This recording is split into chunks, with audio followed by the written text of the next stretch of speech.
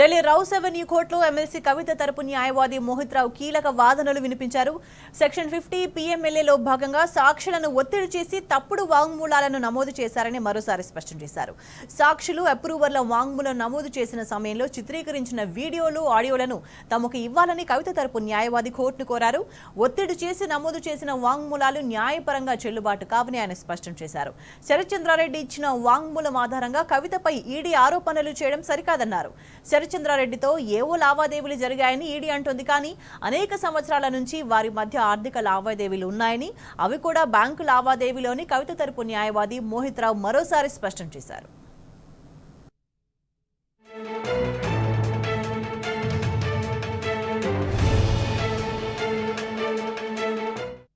దీనికి సంబంధించి పూర్తి సమాచారాన్ని మా ప్రతినిధి లివిల్ మనకు అందిస్తారు. లివిల్, ఎమ్మెల్సీ కవిత తరపు న్యాయవాది ఇంకా ఏ వాదనలు వినిపించారు?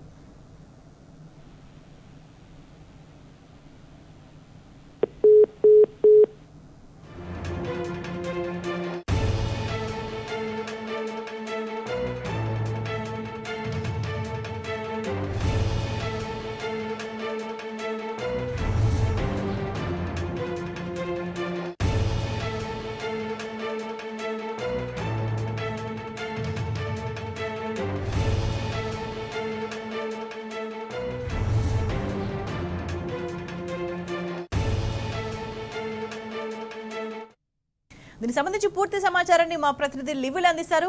లివిల్, ఎమ్మెల్సీ కవిత తరపు న్యాయవాది ఇంకా ఏ వాదనలు వినిపించారు? అక్రమంగా అరెస్ట్ చేసి కేసులు పెట్టి అక్రమంగా అరెస్ట్ చేసిన కేసులో ఎమ్మెల్సీ కవిత జైల్లో ఉన్న విషయం తెలిసిందో. ఈ నేపథ్యంలో మొదటి నుంచి కూడా ఇటు ఈడీ కావచ్చు, సిబిఐ కావచ్చు, ఏదైతే ఢిల్లీ లిక్కర్ పరిస్థితికి సంబంధించి ఎలాంటి ఆర్థిక లావాదేవీలు జరగలేదని, ఎలాంటి అక్రమాలు జరగలేదని కూడా మొదటి చెప్తున్నారు. ఈ నేపథ్యంలోనే ఇవాళ మరోసారి కూడా మోహిత్ రావు ఎమ్మెల్సీ కవిత తరపు న్యాయవాది మోహిత్ రావు రౌస్ అవెన్యూ కోర్టులో వాదన వినిపించారు.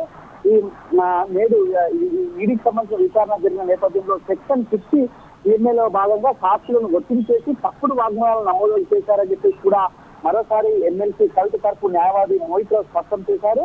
అయితే సాక్షులు అప్రూవర్గా వాగ్మూలం నమోదు చేసే సమయంలో చిత్రీకరించిన వీడియోలు, ఆడియోలు కూడా ఖచ్చితంగా మాకు ఇవ్వాల్సిందని చెప్పేసి కూడా ఈడీ తరఫున ఎమ్మెల్సీ కవిత తరఫున న్యాయవాది రౌస్ అవెన్యూ కోర్టును కోరారు. ఒత్తిడి చేసి నమోదు చేసిన వాగ్మూలాలు ఖచ్చితంగా చెల్లుబాటు కావు, న్యాయపరంగా చెల్లుబాటు కావు అన్న కవిత తరపు న్యాయవాది చరిత్రలో ఇచ్చిన వాగ్మూలం ఆధారంగా కవితపై ఈడీ ఆరోపణ చేయడం సరికాదని చెప్పేసి కూడా మరోసారి కవిత తరపు న్యాయవాది వాదించారు. అంటే శరత్ చంద్ర రెడ్డితో ఏవో లావాదేవీలు జరిగాయి ఈడీ అంటోంది. కానీ అనేక సంవత్సరాల నుంచి కూడా వారి మధ్య ఆర్థిక లావాదేవీలు ఉన్నాయని, అవి కూడా బ్యాంకు లావాదేవీలు అని చెప్పేసి కవిత తరపు న్యాయవాది మోహిత్ రావు మరోసారి స్పష్టం చేశారు. ఈ నేపథ్యంలో కవిత తరపు న్యాయవాది అనేక కీలక అంశాలను కూడా ప్రస్తావించారు. గతంలో కూడా ఇటు ఢిల్లీ హైకోర్టు కావచ్చు, సుప్రీంకోర్టు కావచ్చు, ఇటు కేజ్రీవాల్ సంబంధించి కావచ్చు, సిసోడికి సంబంధించి కూడా అనేక అంశాలను ప్రస్తావించారు. అంశాలను కూడా క్రోడీకరిస్తూ మోహిత్ రావు మరోసారి స్పష్టం చేశారు.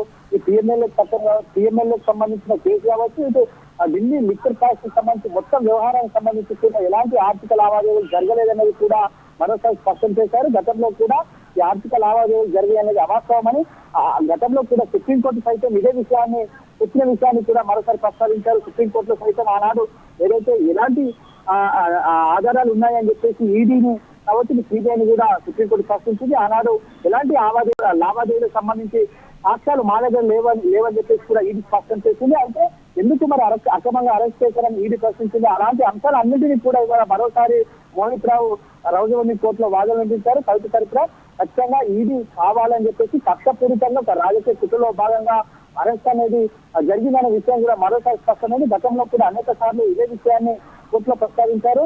అయితే ఏదైతే శరత్ చంద్రారెడ్డి కావచ్చు, ఇటు మాగుంట శ్రీనివాస్ కావచ్చు, వీరు ఇచ్చిన వాగ్మూలం ఆధారంగానే అరెస్ట్ చేసినట్లు గతంలో ఈడీ చెప్పింది. కానీ వారి వాగ్మూలాలను ఎందుకు మీరు బయట ఇవ్వట్లేదు, అవన్నీ న్యాయపరంగా ఖచ్చితంగా చెల్లవు కాబట్టి మీరు అప్రూవల్ గా మారిన వారిని బేస్ చేసుకుని ఏ విధంగా అరెస్ట్ చేశారని చెప్పేసి కూడా గతంలో ఈడీని ప్రశ్నించిన నేపథ్యం ఉంది. ఆ నేపథ్యంలో మరోసారి కూడా ఈడీకి సంబంధించిన వాదన సమయంలో ఈ చరిత్రలకు సంబంధించిన వాగ్మూలం కావచ్చు, ఇంతకు ముందుకు మాగుంట శ్రీనివాస్ సంబంధించిన అప్రూవల్ గా మారిన విషయాన్ని కూడా మరోసారి మోహిత్ రావు రౌస్ అవెన్యూ కోర్టులో కవిత తరఫున ప్రస్తావించారు. అంతేకాకుండా మాగుంట శ్రీనివాసులు వాళ్ళ అప్రూవల్ గా మారిన నేపథ్యంలో ఆయన అప్పుడుగా మారి ఇప్పుడు అధికార ఎన్డీఏ కూటమిలో భాగస్వామైన టీడీపీలో చేరారు. టీడీపీలో చేరిన తర్వాత ఆయన ఎంపీగా కూడా గెలిచారు. వాళ్ళ కుటుంబ సభ్యులు వారిపైన ఎలాంటి కేసులు లేవు, వారిని ఎలాంటి జైలు పాలేదు.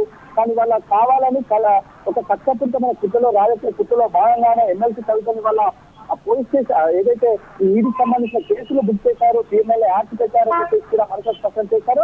ఈ కేసు ఫస్ట్ నుంచి కూడా బీఆర్ఎస్ పార్టీ కావచ్చు, కవిత తరపు న్యాయవాదులు కూడా చెప్తున్న ఒక రాజకీయ కష్టపూరిత కుట్రలో భాగంగానే అని చెప్పి చెప్పారు. ఇది మరొక స్పష్టమైంది. ఇవాళ ఈడీకి సంబంధించిన వాదనలో భాగంగా మోహిత్ రావు కూడా మరోసారి స్పష్టం చేశారు. సెక్షన్ 50 పిఎంఏలో భాగంగా సాక్షులను ఒత్తిడి చేసి తప్పుడు వాగ్మూలాలను నమోదు చేశారని స్పష్టం చేయడంతో పాటు సాక్షులు అప్రూవల్ వాగ్మూలాలు నమోదు చేసిన సమయంలో చిత్రీకరించిన వీడియోలు ఆడియోలను కూడా మాకు ఇవ్వండి అని చెప్పేసి కవిత తరపు న్యాయవాది రౌజవని కోర్టులో వాగ్మూలం ఈ సందర్భంగా చెప్పిన పరిస్థితి కనిపిస్తే ఖచ్చితంగా ఇవాళ వల్ల ఏదైతే గతంలో చెప్పిన విధంగా కవిత తరపున వాదనలు తీర్చి కావచ్చు అనేక సార్లు కూడా ఇది తప్పుడు కేసు, ఢిల్లీ లిక్కర్ పాలసీ ఎలాంటి అక్రమాలు జరగలేదు, ఎలాంటి ఆర్థిక లావాదేవీలు గుర్తించలేదని కూడా ఈడీ చెప్పిందని చెప్పేసి కూడా అనేక సార్లు కూడా కోర్టులో ప్రస్తావించిన పరిస్థితి మనం చూడొచ్చు. Right level